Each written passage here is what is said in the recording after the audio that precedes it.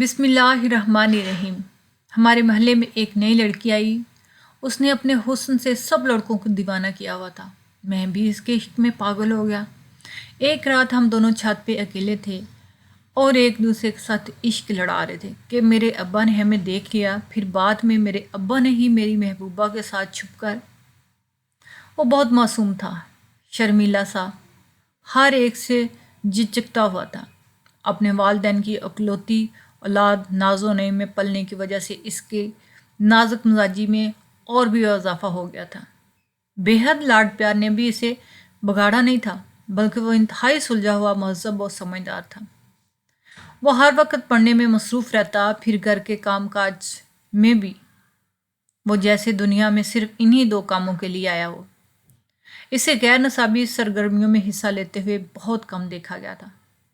1 سال پہلے وہ اسکول میں تھا اور اب کالج اسٹوڈنٹ تھا۔ کہتے ہیں کہ کالج یونیورسٹی لڑکے لڑکیاں بگڑنے کا سبب بنتے ہیں۔ شاید ایسا ہوتا بھی ہوگا، لیکن علی کے معاملے میں ایسا نہیں تھا۔ وہ اب بھی اتنا ہی معصوم اور بے حد بے ضرر تھا جتنا کہ اسکول میں ہوا کرتا تھا۔ البتہ پڑھائی میں وہ اب پہلے سے زیادہ تیز ہو گیا تھا اور زیادہ لگن سے پڑھنے لگا تھا، کیونکہ پڑھ لکھ کر وہ ایک نامور انجینئر بننا چاہتا تھا۔ اس کی زندگی بڑی اچھی اور نارمل انداز میں گزر رہی تھی کہ ان کے گھر کے ساتھ والے مکان میں، جو ایک عرصے سے خالی پڑا ہوا تھا، اس میں کوئی بھی کرایہ دار مالک کی بد زبانی کی وجہ سے نہیں ٹکتا تھا۔ اس میں نئے کرایہ دار آ گئے۔ وہ خود تو میاں بیوی بہت ہی اچھے ملنسار اور پرخلوص لوگ تھے، لیکن ان کی بیٹی مقدس نہ جانے کس مٹی سے بنی ہوئی تھی۔ وہ بہت ہی شوخ، چنچل، تیز تراز، منہ پھٹ، بااختیار اور کسی حد تک، بلکہ بہت حد تک خود غرض تھی۔ لوگوں کو اپنے حسن کے جال میں پھنسانا، انہیں بیوقوف بنانا ان کا پسندیدہ مشغلہ تھا، اور وہ اپنی ان واہیات حرکتوں کو مذاق میں ٹال کر بری زماں ہو جاتی۔ پھر ایک دن ان کی نظر علی پر پڑی۔ وہ اس وقت کالج یونیفارم دھونے کے بعد اسے سکھانے کی غرض میں چھت پر پھیلانے آئی تھی۔ ساتھ والی چھت پر علی بھی دسمبر کی دھوپ کا مزہ لیتے ہوئے پڑھائی میں مگن تھا۔ مقدس کے دل میں علی کی معصوم اور بھولی بھالی صورت گپ سی گئی۔ اس کی آنکھوں میں ایک عجیب سی چمک پیدا ہوئی۔ وہ کچھ دیر بغیر پلک جھپکائے اس خوش شکل لڑکے کو دیکھتی رہی اور پھر اپنے ذہن میں ایک منصوبہ ترتیب دینے کے بعد چھت سے اتر آئی۔ وہ اس دن کالج سے لوٹ رہا تھا۔ جب گھر کے نزدیک پہنچا تو اسے اپنے قریب خوبصورت سی نسوانی آواز سنائی دی۔ اس نے ادھر ادھر دیکھا تو اسے اپنے گھر کے ساتھ والے گھر کے دروازے پر ایک نقاب پوش لڑکی نظر آئی، جو ایک دروازہ کھول کر اس میں سے جھانک رہی تھی۔ سیاہ چادر سے بنے گئے نقاب سے جھانکتی وہ ہلکی بوری آنکھیں غضب ڈھا رہی تھی، مگر وہ تو علی تھا۔ اسے کیا پتا تھا کہ صنفیں نازک ہیں، کیسے اپنی آنکھوں کو ہتھیار بنا کر مقابل کو گھائل کرنے کا کام لیتی ہیں۔ وہ لڑکیوں کے معاملے میں بالکل کورا تھا۔ 16 سال کا ہو جانے کے باوجود وہ بہت ساری ایسی باتوں سے بے خبر تھا جو اس عمر کے بچے عموماً جان جاتے ہیں۔ لڑکی نامی مخلوق سے تو اس نے کبھی واسطہ ہی نہیں پڑا تھا، سو اس نے ہوم بنے ادھر ادھر دیکھا کہ شاید حسن کی یہ دیوی کسی اور سے مخاطب ہو۔ علی کی یہ ہچکچاہٹ لڑکی کی تیز نظر سے چھپ نہ سکی۔ اس کی آنکھیں ایک لمحے کے لیے یوں چمکی جیسے مسکرا رہی ہوں۔ ادھر ادھر نہ دیکھیے، میں نے آپ کو ہی آواز دی ہے۔ نقاب نیا سیاہ چادر کے عقب میں وہ لڑکی ہونٹ مسکراتے علی جھجکتے ہوئے اس کے قریب آیا۔ لڑکی نے اپنی اداؤں کو مزید پھل جڑیاں چھوڑیں۔ آپ تو پاس آنے سے ایسے ڈرے ہیں جیسے میں نے کوئی خودکش جیکٹ پہن رکھی ہے جو آپ کے قریب آنے پہ پھٹ جائے گی۔ اپنی بات پر اس نے خود ہی ایک زیرلا سا قہقہ لگایا۔ بات کو آگے بڑھاتے ہوئے بولی، اصل میں نے دکان سے کچھ چیزیں منگوانی تھی۔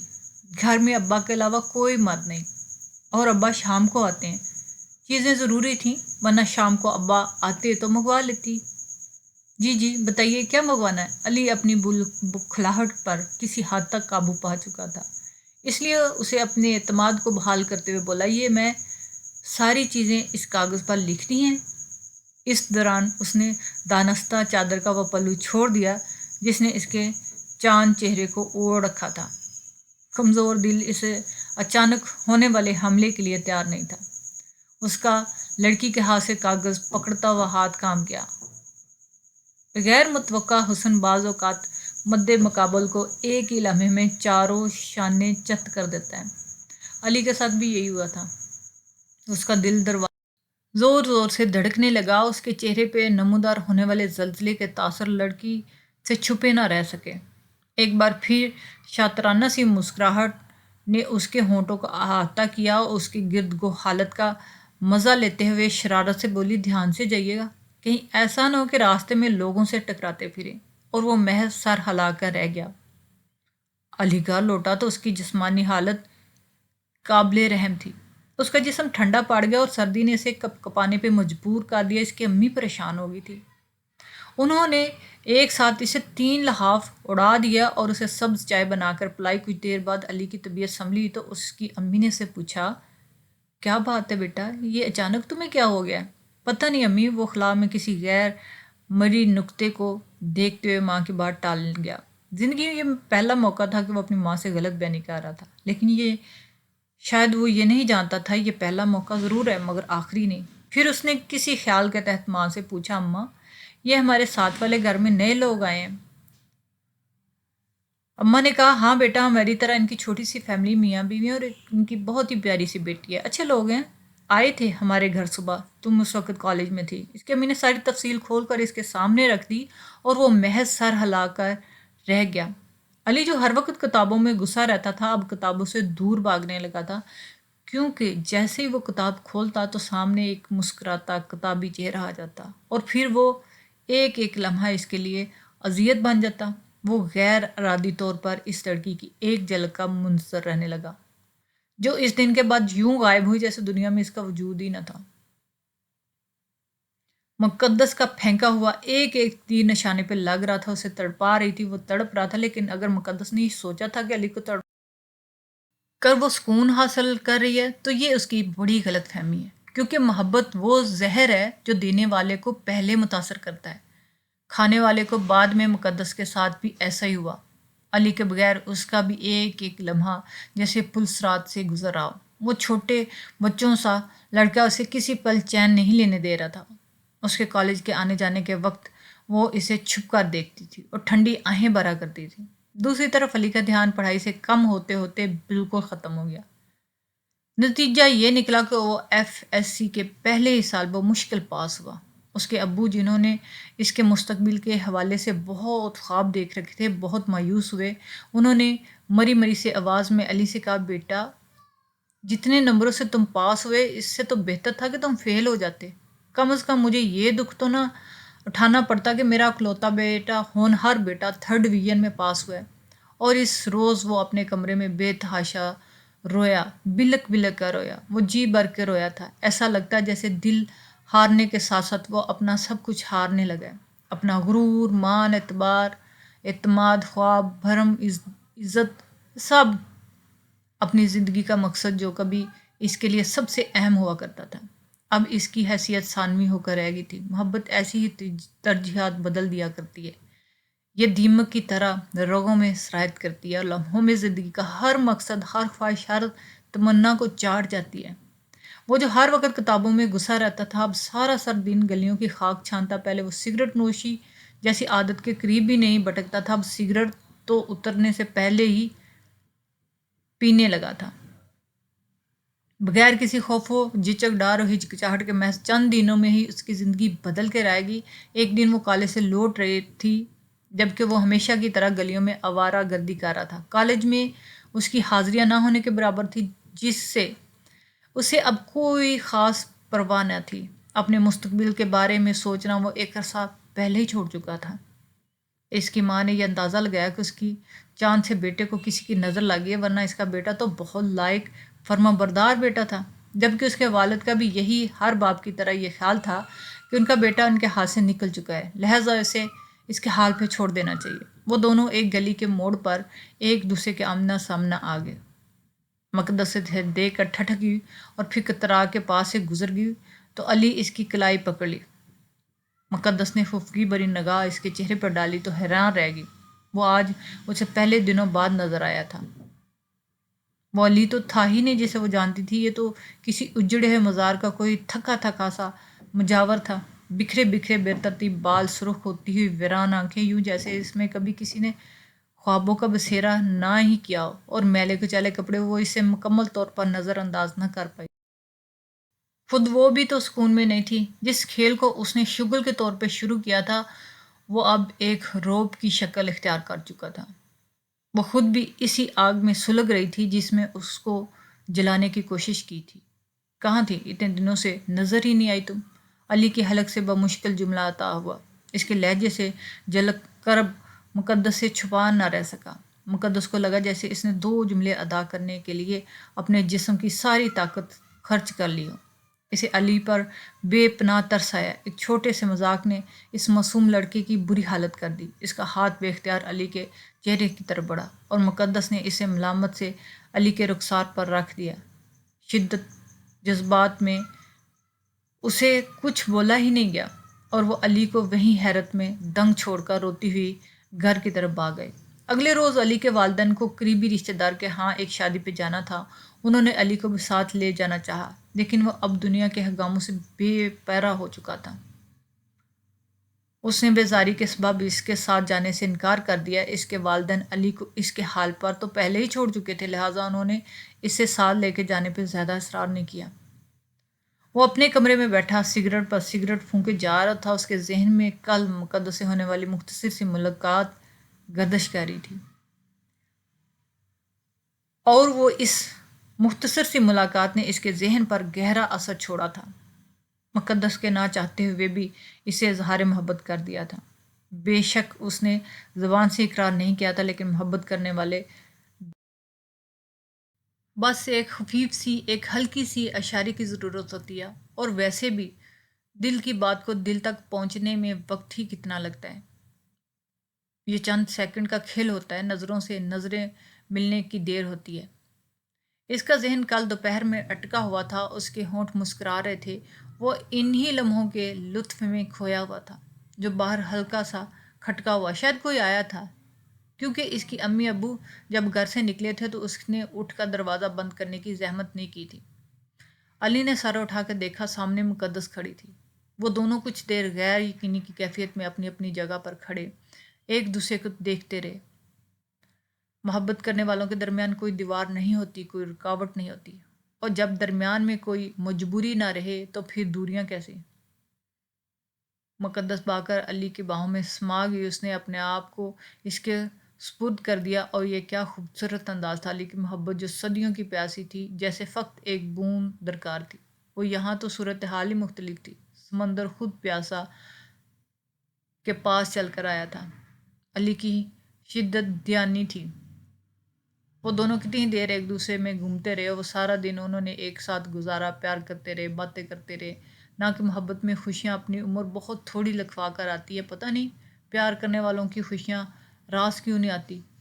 ان دونوں کی خوشیوں کی عمر بھی قلیل ثابت ہوئی، کیونکہ اسی شام مقدس کے سسرال والے آ گئے۔ اس کی منگنی 3 سال پہلے ہی ایک قریبی رشتہ دار میں ہو گئی تھی، اور اس بات کا اعتراف اسے خود بھی اچھی طرح تھا کہ وہ منگنی شدہ ہے۔ لیکن جب عشق کی راہوں میں قدم بڑھتے ہیں تو بے اختیار بے حسی سفر شروع ہو جاتا ہے، ایک طویل تھکاوٹ دینے والا لامحدود سفر۔ اس منگنی سے اس نے علی کو بے خبر رکھا، اور اسے کیا پتا تھا کہ کھیل ہی کھیل میں اس کی قسمت میں لکھے ہوئے سب فیصلے منسوخ ہو جائیں گے، اور محبت کے قلم سے اس کی زندگی کی کتاب نئے طور سے درج کی جائے گی، اور اس کتاب کا پہلا باب بغاوت ہوگا۔ امی میں یہ شادی نہیں کروں گی۔ اس کے سسرال والے 3 مہینے بعد کی شادی کی تاریخ رکھ کر گئے تھے، تو ماں کے سامنے بغاوت بلند کرتے ہوئے اس نے ٹھوس اور 2 ٹوک لہجے میں کہا۔ تو اس کی اماں ہکا بکا اسے دیکھتی رہ گئی۔ دماغ تو خراب نہیں ہے تیرا؟ یہ کیا اول فول بک رہی ہو تم؟ مقدس کی ماں شہینہ بہت پریشان تھی اور حیرانگی سے اپنی بیٹی کو دیکھ رہی تھی، جو ابھی تک بیٹھ کے کونے میں ٹکی بیٹھی تھی۔ اٹھ کھڑی ہوئی، امی میں سچ کہہ رہی، میں اس نالائق سے شادی نہیں کروں گی۔ اسے حمزہ میں کوئی خامی نظر نہ آئی تو اس بیچارے کو نالائق ہی بنا ڈالا۔ شاہینہ حیرت سے ٹھوڑی پر انگلی رکھ کر اپنی بیٹی کو دیکھے جا رہی تھی۔ آج وہ بڑی عجیب باتیں کر رہی تھی۔ ارے کم بخت، کم عقل، انجینئر کب سے نالائق ہونے لگے؟ اور یہ ذرا مجھے یہ تو بتا کہ تو جس سے شادی کرے وہ کس ملک کا وزیر اعظم ہوگا؟ میں نے بتا دیا نا کہ میں حمزہ سے شادی نہیں کروں گی، اور مجھے لگتا ہے کہ وہ مجھے خوش نہیں رکھ پائے گا۔ مقدس نے جلائے ہوئے انداز میں دلیل دی۔ اچھا تو یہ الہام بیگم صاحبہ کو کب ہوا کہ حمزہ انہیں خوش نہیں رکھ پائے گا؟ شہینہ کے گمان میں ابھی طنز کے بہت زیادہ تیر باقی تھے۔ امی پلیز خدا کے لیے میری مدد کرے، میں کسی اور سے پیار کرتی ہوں، اس نے ڈرتے ڈرتے کہا تو یہ جملہ شہینہ پر بم بن کر گرا۔ وہ جو پہلے ہی حیرت کے سمندر میں غوطہ کھا رہی تھی مزید حیران ہو گئی۔ کس سے؟ شہینہ کے منہ سے فقط یہی دو لفظ نکلے۔ مقدس میں چور نظروں میں ماں کو دیکھتی ہوئے آنکھیں جھکاتے ہوئے آہستہ سے بولی، گویا کہ ہوئے علی سے شادی کروں گی۔ میں ڈرتے ڈرتے بالآخر علی کا نام اس کی زبان پر آ ہی گیا۔ شہینہ کو جیسے سانپ ہی سونگھ گیا، وہ سکتے میں آ گئی ہو، جیسے کومے میں چلے گئی ہو۔ وہ حیرت کے دورانیے سے نکلی تو شہینہ نے سوال جواب کا سلسلہ مخر کرتے ہوئے روایتی ماں بننے کا فیصلہ کیا ہے، ایسی ماں جو صرف اپنی من منانا جانتی ہو۔ مجھ سے تو یہ ساری بکواس کر دی، اپنے باپ کے سامنے بھول کر بھی یہ بات منہ سے نہ نکالنا، ورنہ ان کے غصے کا تمہیں پتہ ہے نا، جیتے جی نہ صرف تمہیں بلکہ تمہارے ساتھ مجھے بھی قبر میں اتار دیں گے۔ اور ہاں ایک بات اور، جاتے ترتے پلٹی، علی کا خیال اپنے دل اور دماغ دونوں سے نکال دو، کیونکہ اس جنم میں تو تم دونوں کی شادی ہونے سے رہی۔ اپنی بات کر کے شہانہ وہاں سے چلی گئی۔ مقدس سکتے کے عالم میں وہی کونے میں بیٹھی رہی۔ علی مقدس سے بہت ناراض ہوا جب اسے مقدس کی منگنی کا پتہ چلا، اور اس کی ناراضگی بنتی بھی تھی۔ اس رات جب وہ ٹھٹکتی ہوئی رات میں آمنے سامنے آئے تو علی اس پہ پھٹ پڑا۔ مقدس، تم نے مجھے اتنا بھی قابل اعتبار نہیں سمجھا کہ مجھے اپنی زندگی کے اتنے بڑے راز میں شریک کر سکو۔ میری وقت بس اتنی سی تھی تمہاری زندگی میں کہ دل کا سما کرنے کے لیے استعمال کیا اور کچرے میں پھینک دیا۔ وہ دل گرفتگی سے کہہ رہا تھا۔ بے یقینی اس کی آنکھوں سے جھلک پڑی تھی۔ نہیں علی، ایسی بات نہیں، پلیز مجھے سمجھنے کی کوشش کرو، مقدس نے یقین دلانے کے انداز میں کہا۔ یقین کرو مقدس، بتاؤ مجھے یہی کہ تم میری نہیں ہو، یا پھر یہ سمجھانے کی کوشش کرو کہ تم نے مجھ سے کبھی پیار ہی نہیں کیا تھا، تم محض کھیل رہی تھی میرے دل سے، میرے جذبات سے، میری محبت سے۔ اس نے مقدس کو کندھے سے پکڑ کر جھنجھوڑ ڈالا۔ مقدس نے بے یقینی کے عالم میں اسے دیکھا۔ تم میری محبت پر شک کر رہے ہو علی؟ ہاں یہ سچ ہے کہ تم سے محبت میں نے کھیل سمجھ کر ہی کیا، لیکن اب یہ محبت خود مجھ سے کھیل رہی ہے، میرے وجود سے کھیل رہی ہے، میری زندگی سے، میرے نصیب سے کھیل رہی ہے۔ میں بہت بے بس ہوں علی اس محبت کے ہاتھوں۔ آخری الفاظ بولتے ہوئے وہ رہانسی سی ہوگی، آنسو بے اختیار اس کی آنکھوں سے جھلک پڑے۔ وہ واقعی اس وقت بہت لاچار نظر آ رہی تھی۔ جو بھی تھا تمہیں مجھے پہلے بتا دینا چاہیے تھا، کچھ نہیں چھپانا چاہیے تھا مجھ سے، اور کچھ نہیں تو کم از کم میں اپنے والدین ہی بھیج دیتا تمہارا ہاتھ مانگنے کے لیے۔ علی کے لہجے میں نہ نظر آنے والا کرب تھا۔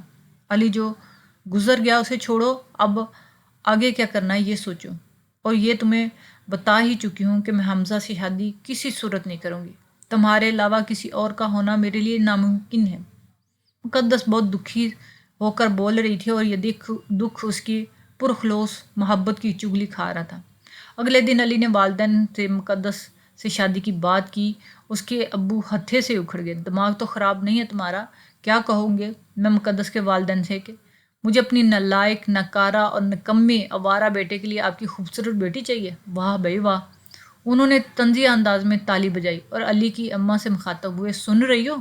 اپنے لاڈلے کی فرمائش، ہمارے صاحبزادے کے سر پر عشق کا بھوت سوار ہو چکا ہے۔ موصوف پڑھائی تو پہلے ہی چھوڑ چکے ہیں، اب ہمیں بھی چھوڑنے کا ارادہ کر بیٹھے ہیں۔ لیکن ایک بات اچھی طرح اپنے ذہن میں بٹھا لو علی کی ماں، میں کہیں نہیں جانے والا۔ اگر تمہیں بہو لانے کا زیادہ ہی شوق ہے تو خود چلے جاؤ۔ وہ کہتے ہوئے گھر سے چلے گئے، لیکن باپ تھے، آخر کب تک انکار کرتے؟ بالآخر انہوں نے ماننا ہی تھا، اور وہ اپنے نکارہ اور آوارہ بیٹے کا رشتہ لے کے مقدس کے گھر چلے گئے۔ لیکن شاید انہیں اندازہ ہی نہیں تھا کہ وہاں جا کے انہیں کس قدر سبکی کا سامنا کرنا پڑے گا۔ اگر جانتے ہوتے تو کبھی نہ جاتے۔ رشتے کی بات ابھی ان کے منہ میں ہی تھی کہ مقدس کے والد بڑک اٹھے۔ یہ کیا کہہ رہے ہیں آپ؟ جانتے بھی ہیں کہ جس لڑکی کا رشتہ آپ لے کر آئے ہیں اس کی 3 ماہ بعد شادی ہے۔ رضا صاحب آپ کی بہت عزت کرتا ہوں۔